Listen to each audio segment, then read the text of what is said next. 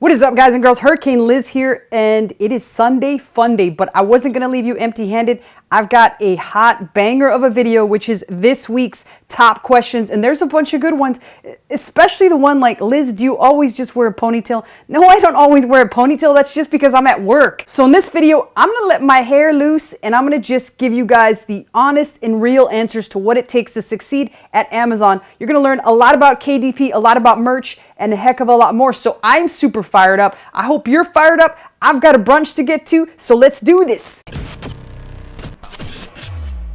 All right, so here is the first question, and this is a long one, but a good one. So let's make sure we give Andrew some props here. So of course we got to give him props. Number one, he says you're amazing at storing your videos. But here's his question: how do we get from 500 shirt tier to the next 1,025, 510K? Is it a matter of driving more sales, or do you have to open up another merchant account? He was able to get organically from 5 to 25 submissions per day to sales. I'm wondering if it's the same logic. Well, there's two basic things that merch looks for, and also a wild card. So let's talk about the first two, and then we'll talk about the wild card. But the first is actually making the required amount of sales, and that amount of sales is whatever actual tier you want to get up to. So if you want to be at the 10 tier, you've got to sell 10 t-shirts. Now, in addition to that, you've got a second actual criteria that they look for, and that is making sure that you have 80% of your slots filled to capacity as you get those sales. So that's all it really takes to tier up. But there is a third and final factor that a lot of people don't actually think about, and that is the simple fact is it open? So like during COVID, it was not open. So a lot of people were not being allowed to actually jump up to tiers because of the fact that Amazon couldn't handle the demand for actual t-shirts. So it delayed production, it delayed a lot of things, and as a result, there were no tiering ups during that period of time. Now, that can also happen during a holiday season or any particular time where there's just too much going on at merch, and so Amazon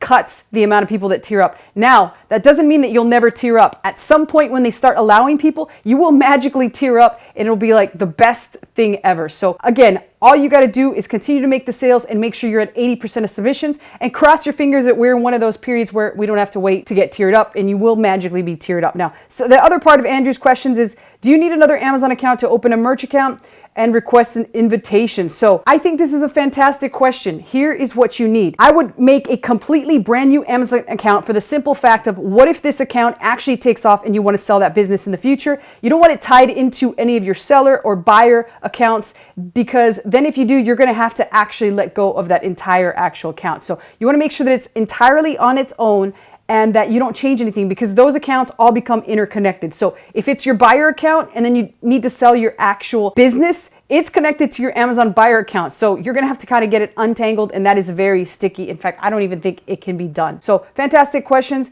Andrew, and thanks so much for submitting those. Next questions comes from Mark. I'm sorry, obviously I was out partying last night. I can't even read or see straight. And God only knows, I could potentially still be a little intoxicated from last night, and so I'm going to brunch. The best way to get over a hangover is to drink some more.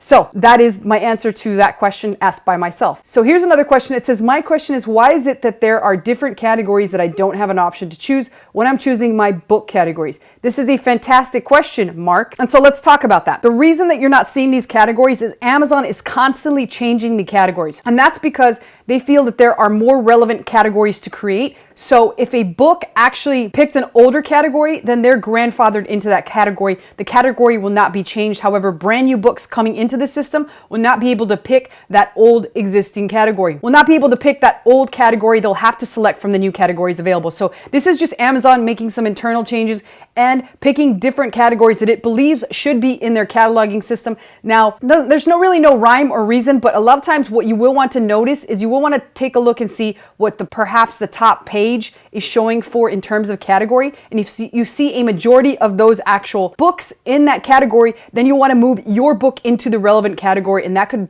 basically help. And that could help a lot from an organic ranking perspective. And I hope that makes sense, but thanks so much for the question, Mark. All right, this one is a long one, but a good one, from Laura Dan. And hopefully I didn't butcher his name, because like I said, today I am definitely feeling like I'm gonna butcher a lot of things, but I'm not gonna butcher that brunch. I'm gonna crush that brunch. And I think this is like really important. If you're a KDP seller, I'm gonna read this out for you. I might slur a little bit, things might be off, but you've got to pay attention to this. Read it, pause the video, read it yourself, and then fast forward if that's what you need to do. But This is a really great point, and I think he's spot on, so I had to share this with you. He says, KDP has a limit. 1 year ago, a lot of automation software popped for KDP, and someone actually made more than 1,000 books in a week, and he couldn't upload it. The limit is around 1,000 books per week. Just wanted to let you know this. And in regards to going live and review period, it depends on the nature of the book. I book publish in less than 2 days and books that are going through in 10 days. It is a matter of how much you have in the interior. Higher content books like coloring books will process way faster than regular logbooks or simple notebooks.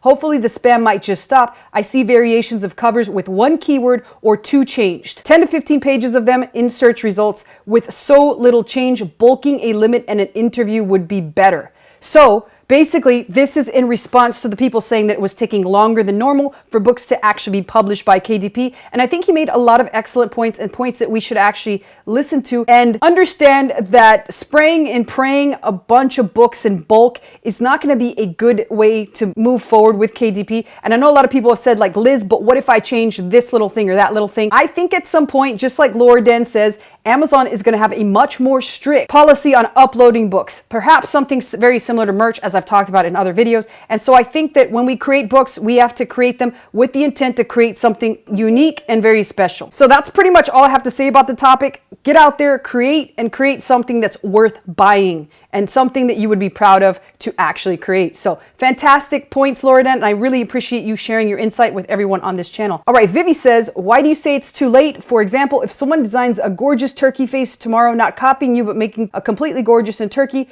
this person will not be me for sure. As you know, I'm not into gorgeous design work, but let's assume that someone cute will pop up tomorrow. Would they make any sales or not? 1.5 weeks left. Any thoughts?